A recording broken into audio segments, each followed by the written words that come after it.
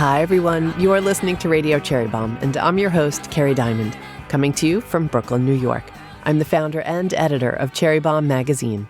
Today is the third episode of our Fashion Plate miniseries, presented by our friends at Boden.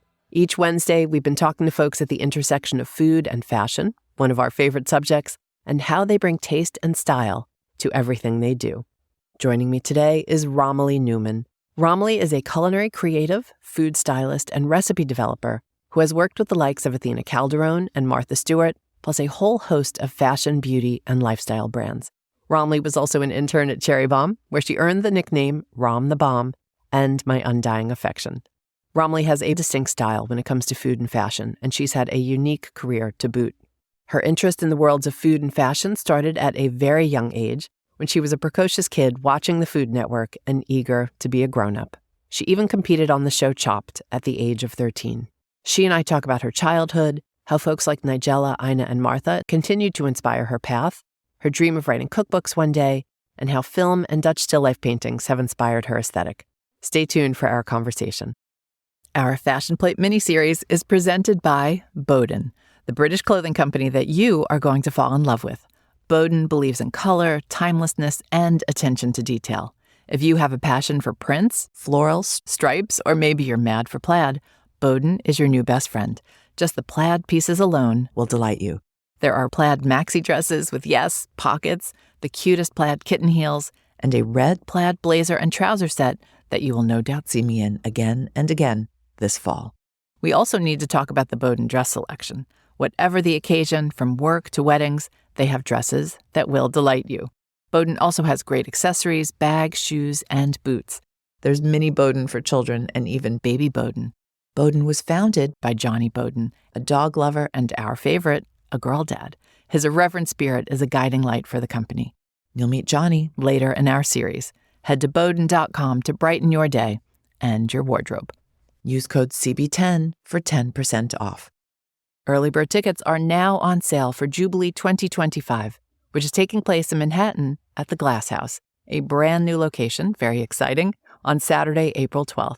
Jubilee is a wonderful day of community and connection, and we would love to see you there.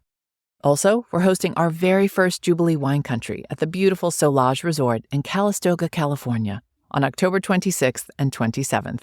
Join me, Dominique Crenn, Jenny Britton, Tanya Holland, and lots of other amazing folks for what is going to be an incredible weekend of food, drink, and of course, wine.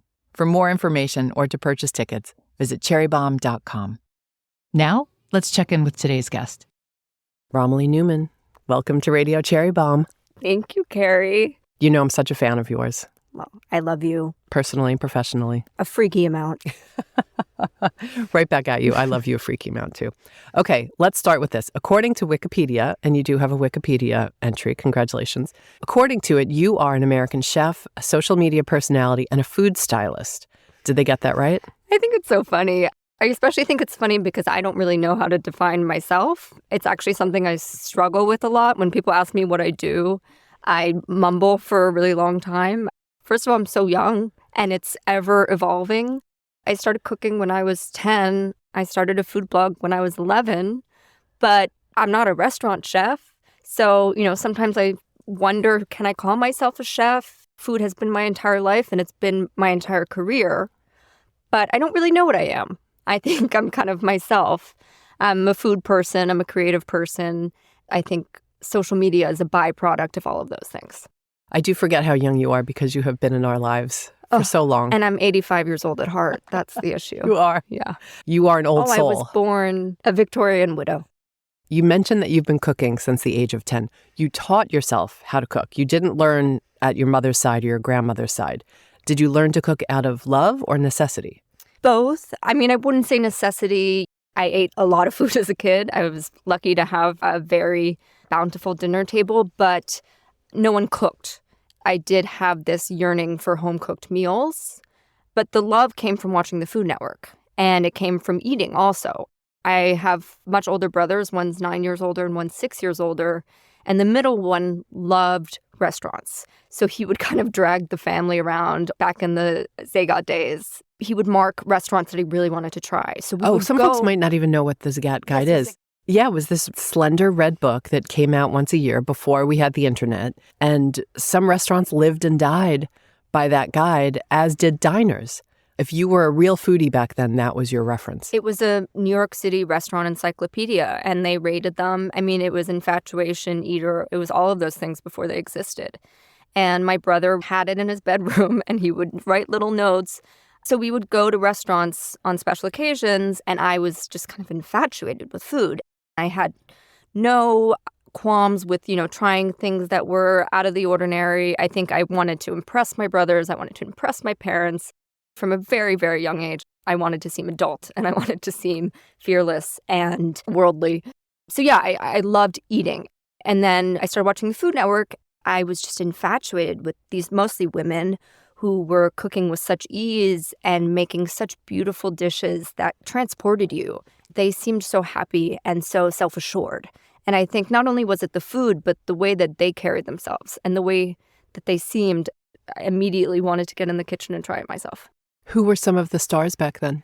Nigella really was, for me, everything. I looked at Nigella and I said, that's what a woman is. She really represented a lot of things that I wanted to be. Nigella, Ina, obviously, Giada. I'd watch Martha, that wasn't on the Food Network. I'd watch Julia. So I feel like, along with my mother and my grandmothers, these women kind of raised me. So interesting. You said no one cooked. Were you doing takeout? A lot of takeout. My mom cooked some basic things. My eldest brother's a very picky eater, so she had 5 staples, like a bolognese that she would chop vegetables very, very small into so that he couldn't see that they were vegetables, and, macaroni and cheese and some chicken cutlets. But it was very basic food. And it's funny because my mom grew up in Paris and has all these amazing cultural influences. But when it came to cooking, it was very, very basic, very just nourishment was the name of the game. Let's fast forward a little bit. How did you wind up on Chopped at the age of 13? Yes. So when I was 11, I started a food blog called Little Girl in the Kitchen. It really was something I decided to do. I was so passionate and I had so much excitement in such a little body. I mean, I'm still so short, but I can imagine I was 4'8", and I just wanted to talk about food all day long. I don't think anyone wanted to hear about it anymore, so I decided to go to the computer and write about it. So how did you even know you could do that? An older friend who had started a blog. This was right when blogging started, so it was blogspot.com. So not only was food blogging new, but just blogging as a whole. But also I watched Julia. That movie really struck a chord, and I was just this is what I need to do. That movie really taught me what blogging was and how you do it. It was kind of like a journal. It was a way for me to kind of process my feelings and talk about the things I was excited about. And it was ridiculous. It was so over the top. It was today we're making food for a garden lunch. And it's who the hell is this 11-year-old talking about, poaching salmon? But that was at the top of my mind. Were people commenting? Yeah, it actually picked up because there weren't that many blogs. And obviously there weren't many food blogs by 11-year-olds.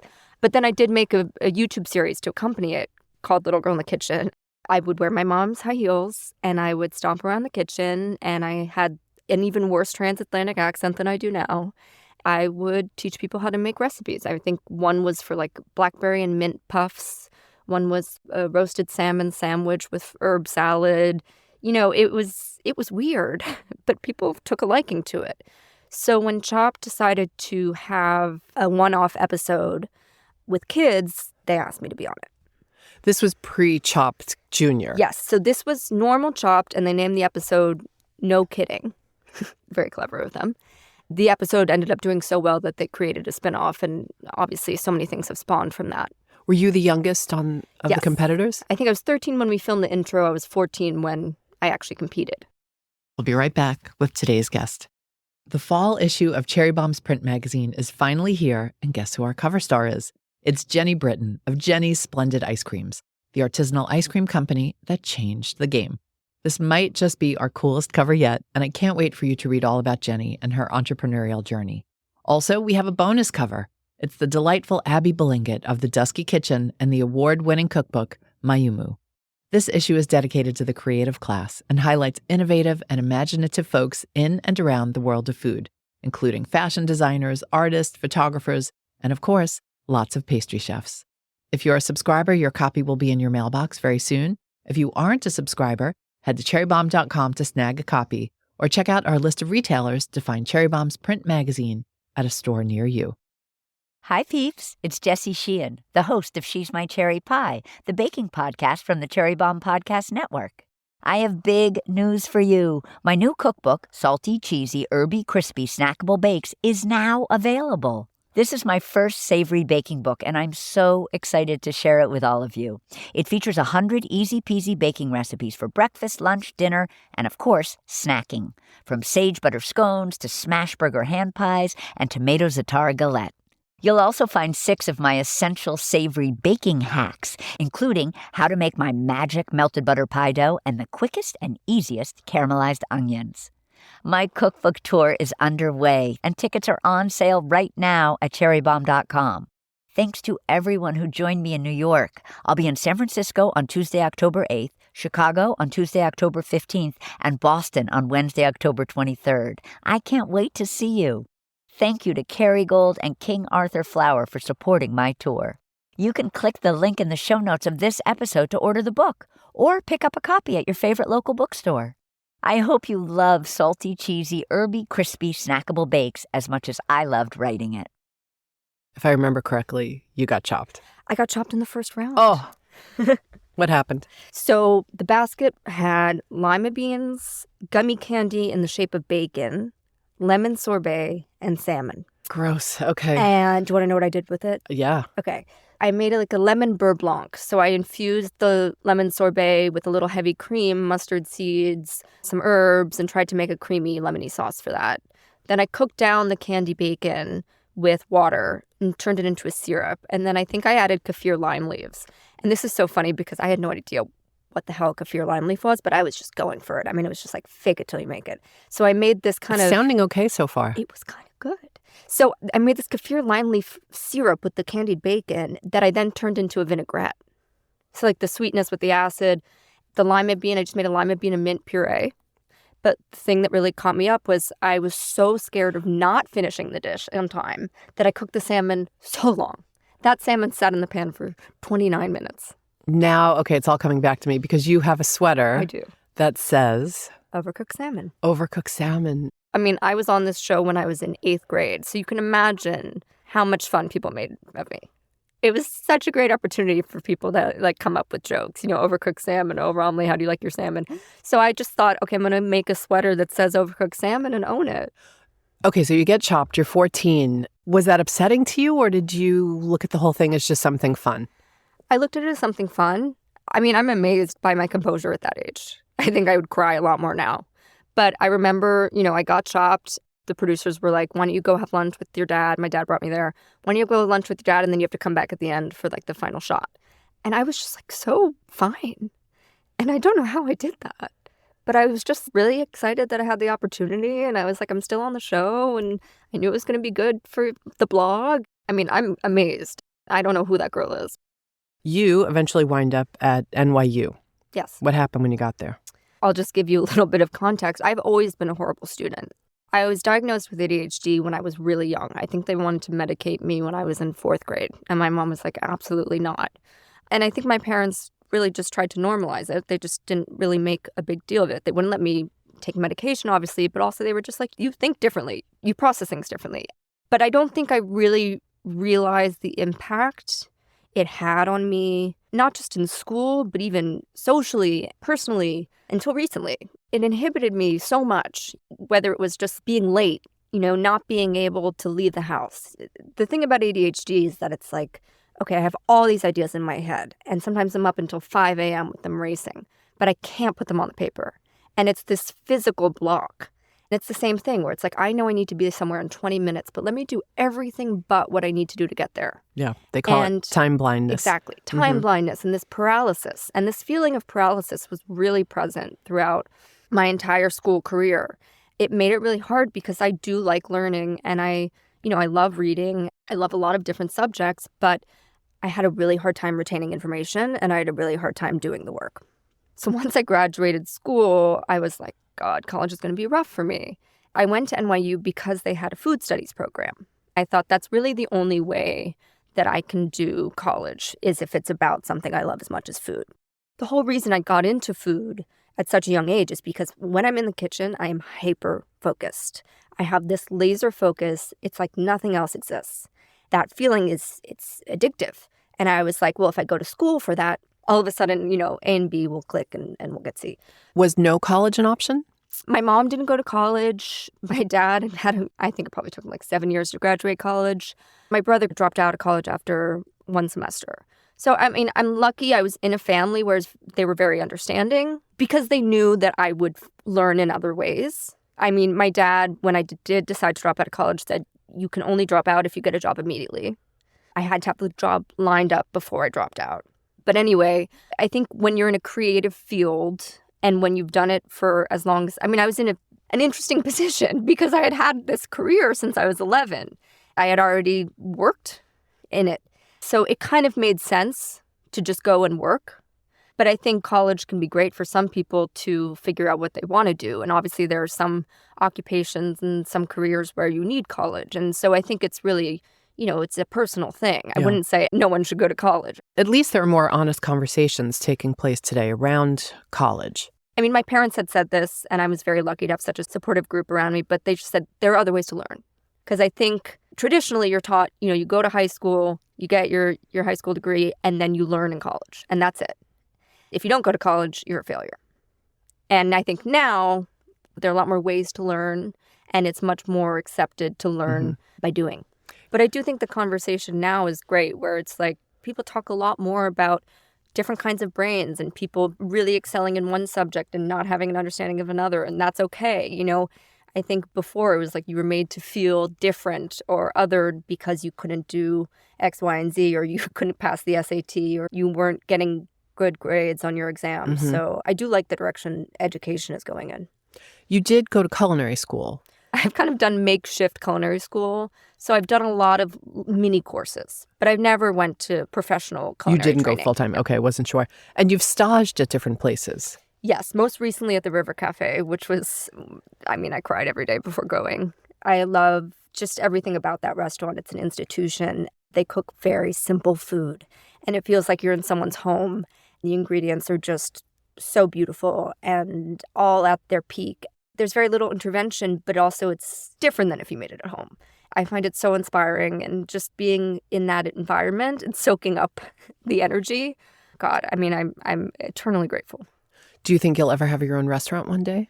I don't think so, because it kind of goes back to the title thing, where it's like, I know I'm not a restaurant chef.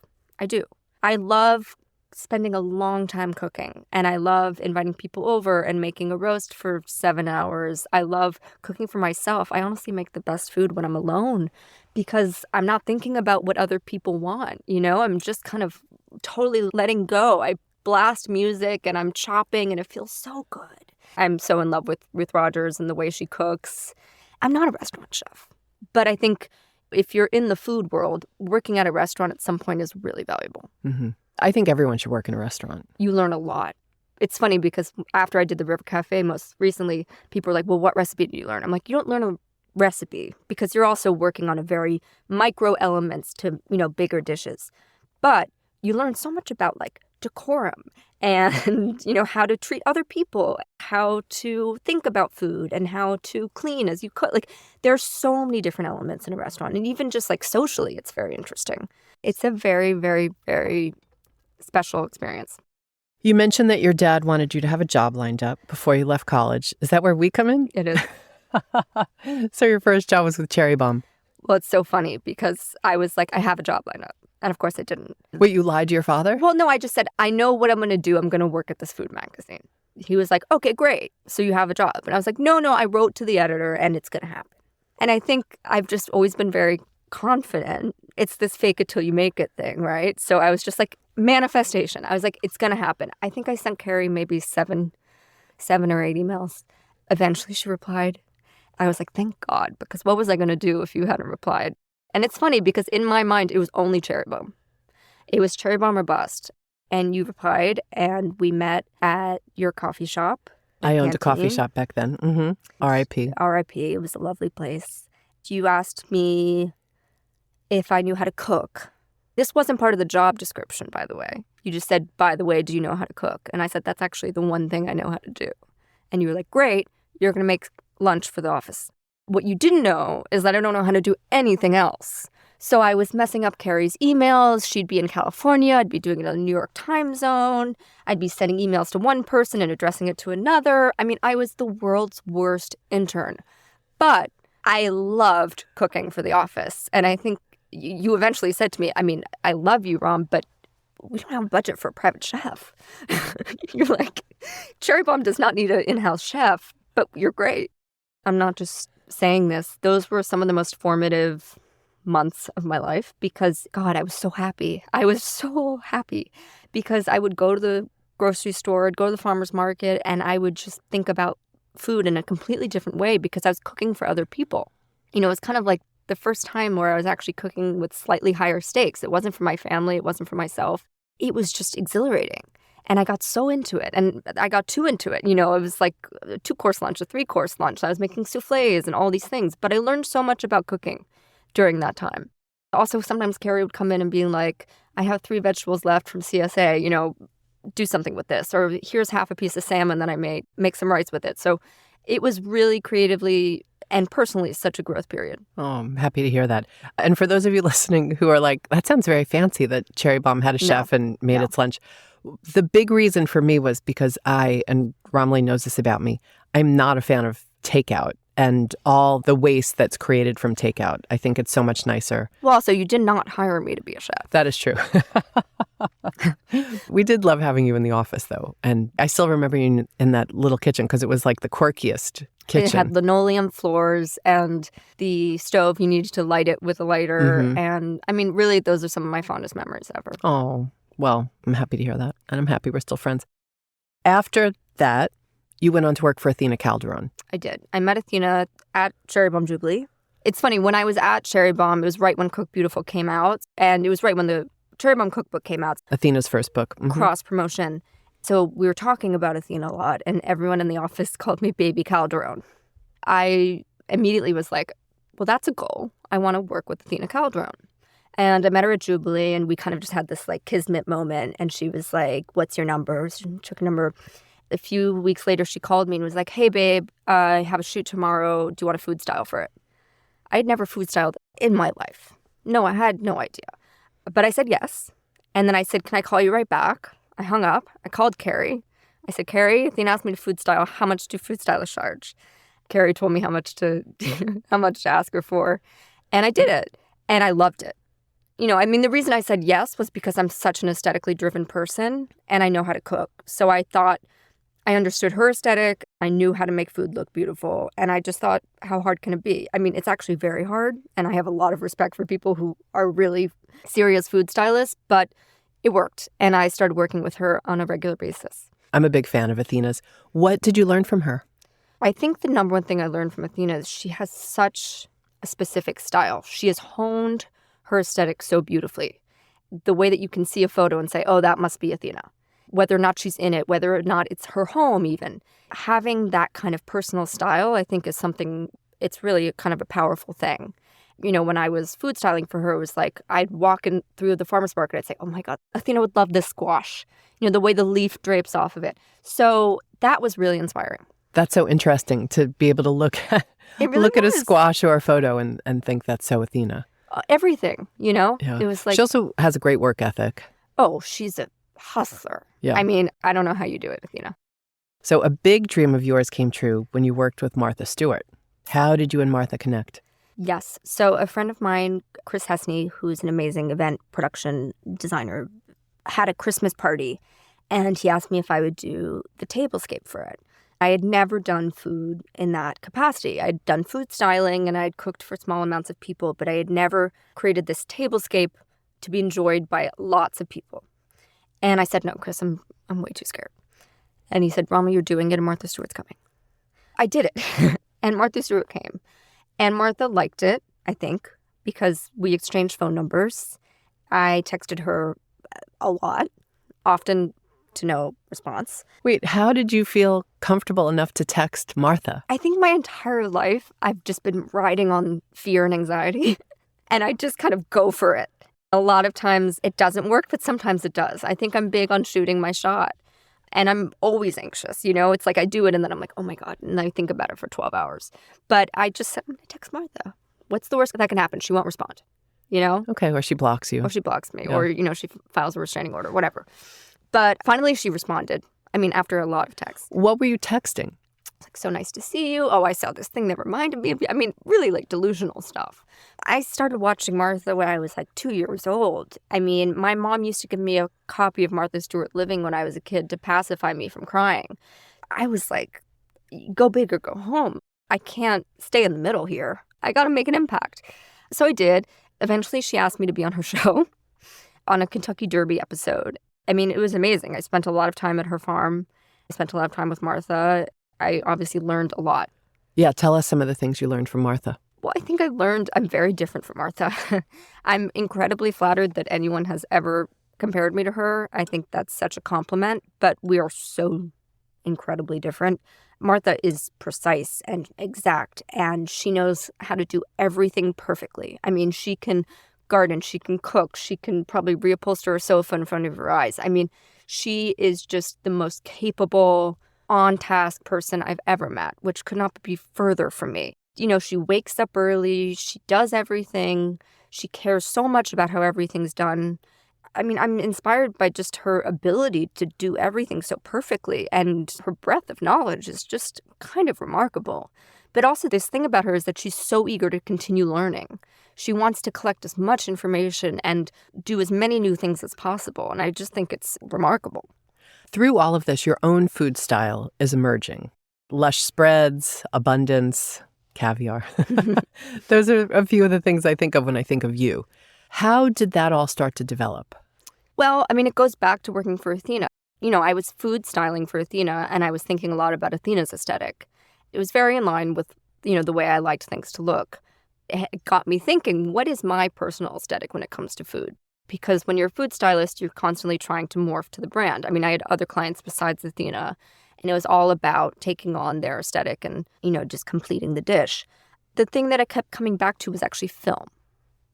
And this idea of like still life and film, where there's like very cinematic, over-the-top, abundant food.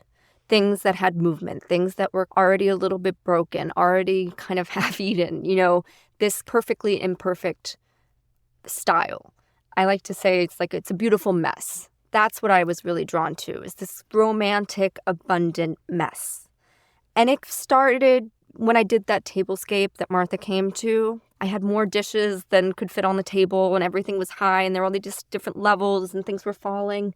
And I was like, I kind of like this. And then I just found that the more I did, the more that style evolved. And I do think that that's very much kind of my aesthetic. I'm also very inspired by Dutch still life. Do you do research? I look at a lot of photos and I watch a lot of films. I love Dutch still life because it's really beautiful, but there's always something a little off, and it's a little dark. There's a little fly, or the cheese. Something's decaying. Yeah, something's concaving in or whatever. There's a lot of beauty in darkness. And it doesn't have to be a dark color palette. It can just be this moodiness. I take a lot of inspiration for food from non-food sources. When did your interest in fashion begin? Fashion was always a huge part of my life. I think from a very young age, I was obsessed with fashion. Because I was obsessed with my grandmothers, and I was obsessed with my mom, and they all happened to be very stylish. Just immediately as a kid, it was pulling on my grandmother's pearls, wearing my mom's shoes. I loved the textures, the way things felt, the way things looked. It became very much a part of my world very young. And I think for me at a very young age, I was very precocious, and I kind of felt like I was bursting. I had a lot of personality and a lot of ideas for a little body. Fashion was a way to express myself in the same way that food was. But fashion came first because I could just make choices by what I wore to school in the morning. And I got in trouble. I'd sneak eyeshadow on before preschool, and then my mom would get a call saying, why is your daughter wearing makeup? Or I once stole her reading glasses because I thought it was a very stylish look. And then all the moms started calling my mom being like, my daughter's asking for glasses. She's 4 years old. What is she doing? So I was always just really into style. That's so funny. So you mentioned your mom and your grandmother as two of your style icons. Who are some other style icons? For me, I've always been inspired by real women, whether it's traveling and you see the women who are online at the boulangerie in Paris. Everywhere I went, I was always just looking at what women were wearing.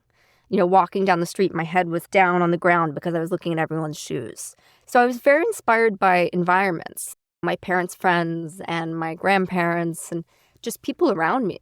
So yeah, I mean, I watched a lot of films. There were so many amazing icons of style who I look up to, of course. But I was really interested in the real women around me because I could actually see it and I could process it and then I could try to recreate it. I think this is on your Instagram account, but Victorian broad. Yes. That's how you describe your style. When did that start to take shape from a fashion perspective? I think it kind of came in and came out. When I was in high school, I definitely tried to fit in. Not very well, but I tried. Once I graduated and everything, it was just like I was always drawn to kind of a tight waist. I loved a high neck. I love a ruffle. I love a puff sleeve. But there's also this broad element where I love suiting. I always loved a blazer. I'd wear like a blazer when I was 6 years old. Like my mom had bought me this little mini blazer and my brothers would always just die laughing, saying like, where is she going in that blazer? I'm very interested in the juxtaposition, like the masculine, the feminine, the over-the-top, the really subdued and tailored. I like contrast. So yeah, sometimes I'm wearing like a frou-frou frilly ball gown, and then sometimes I love to wear like the most perfect tailored silk shirt and flared pants. Victorian broad is kind of all about self-expression. I happen to look like a Victorian child, so it works in my favor. But also it's like the broad element. It's not that serious. Have fun. I always wear like a ridiculous heel. And it's not just like I'm wearing stilettos. Maybe they're sparkly. Maybe the platform's insane. They lace up. They're not too serious. That's the ethos behind Victorian broad. Why do you think food and fashion are merging so much in the way they are today? Because I think taste is universal. Both are forms of self-expression. There's food, there's art, there's design, there's fashion. And they're all ways to make your mark in this world and to show how you feel on the inside. I'm happy that brands have caught on because, it's like a fashion brand. For so long, they were just selling the clothes. They weren't thinking about context. And I think context is so important. It's how people are using the clothes. Who are the women they're designing for? Where are they going? What are they doing? And what are they eating? I think, for a while there was this food and fashion don't go together. And it's ridiculous. They do. I'm happy that it's finally becoming this whole universe where everything is interacting with each other. Tell me some of the non-food people, places, things that inspire you. I'm hugely inspired by Tim Burton. I'm inspired by a lot of directors. I mean, Susie Cave is one of my biggest icons. She started the brand Vampire's Wife, which was my uniform for a little while and still is. I love film as a way to explore myself. I think it's an interesting way for self-discovery.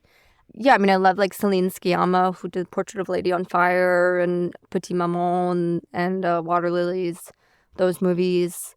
Almodovar, Todd Haynes. I love Todd Haynes. I should mention you come from a film family. Yeah, I'm a total film buff. I kind of escape in those worlds. But I mean, as I said, there are so many women who come in and out of my life who I'm just endlessly inspired by. We should mention your mom because, I'm a big fan of your mom. She's really wonderful. She's a casting director, and You've heard me tell this story a few times, but I was watching the Widow Clicquot, the Veuve Clicquot movie, and I was so shocked to see your mom's name at the end. She did the casting for the film. Yeah, my mom grew up in a film family. Her mother, my grandmother, who's still alive, worked for film festivals, and her stepfather was a French actor.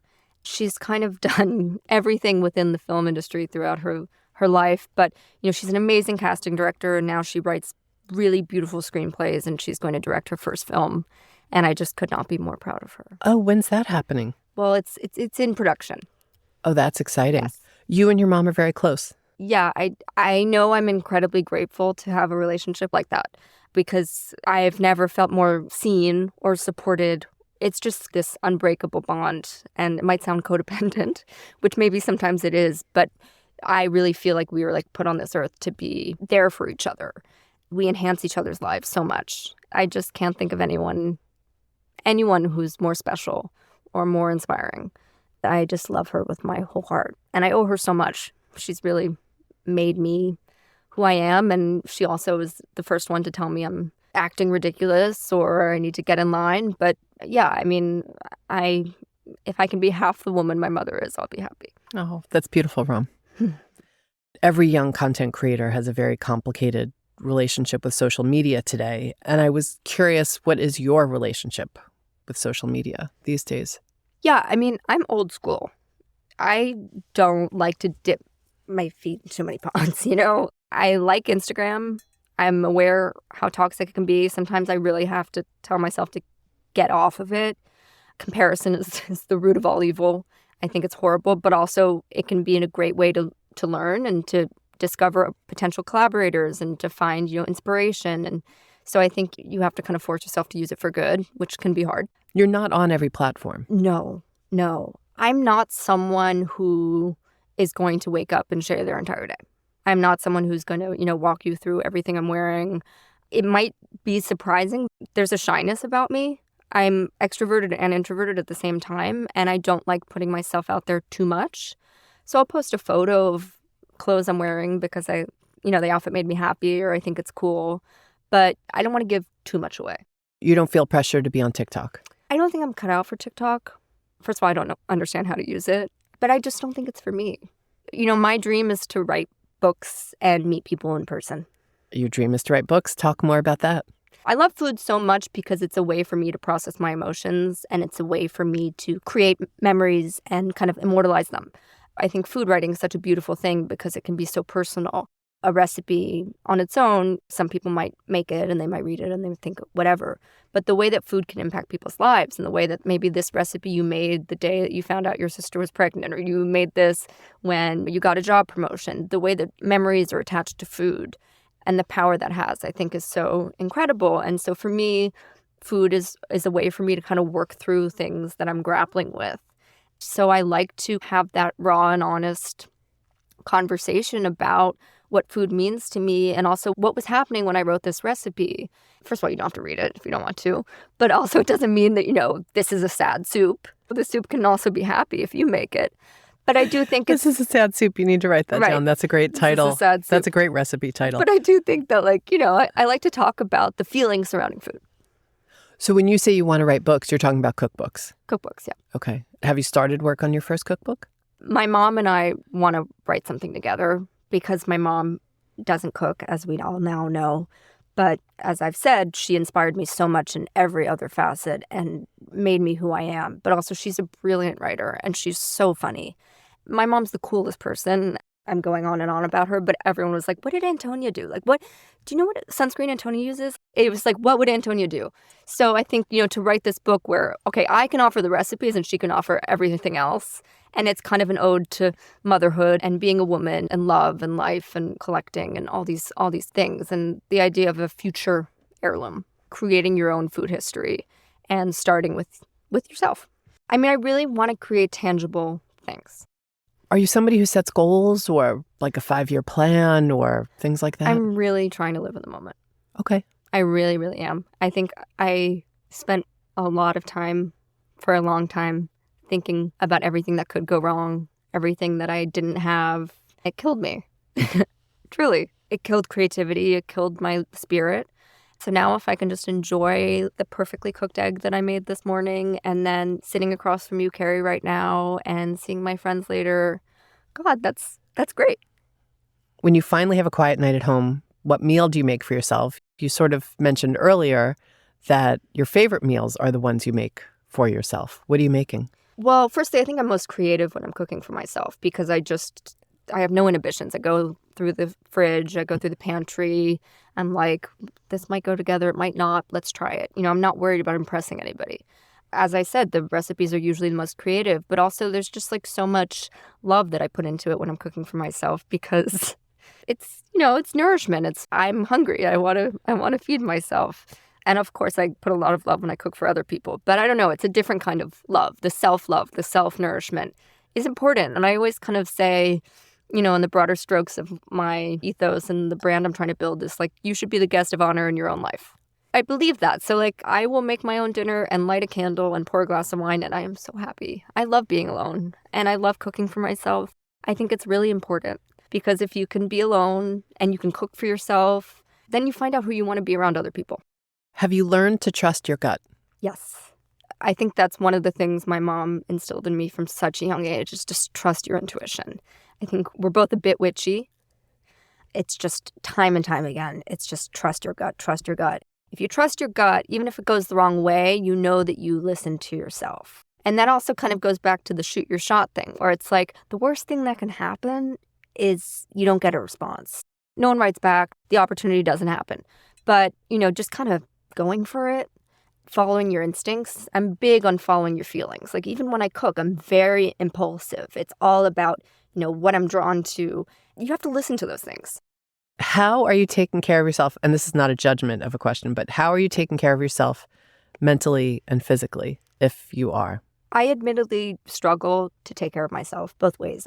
I should definitely exercise. My mom tells me every day that I should, and I know I should, and I want to. And when I do exercise, and also just moving your body. It can be going on a really long walk. It doesn't have to be an exercise class. But when I do, I feel better. But there is this kind of self-sabotage.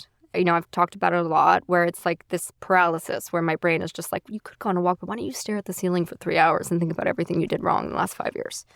So I'm working through that. And I think when I said I'm trying to live in the present, that's a part of that, where it's like I'm trying to just be like, okay, get off the sofa, make yourself a cup of tea, and maybe you can read a few pages of a book. And if you can't get through a whole chapter, that's fine. And I think I used to beat myself up a lot, and I honestly still do, where I'm like, oh, I could have written about this. I made this amazing dish. Why didn't I write down the recipe? And it's because there's this disconnect, and it's the way my brain works.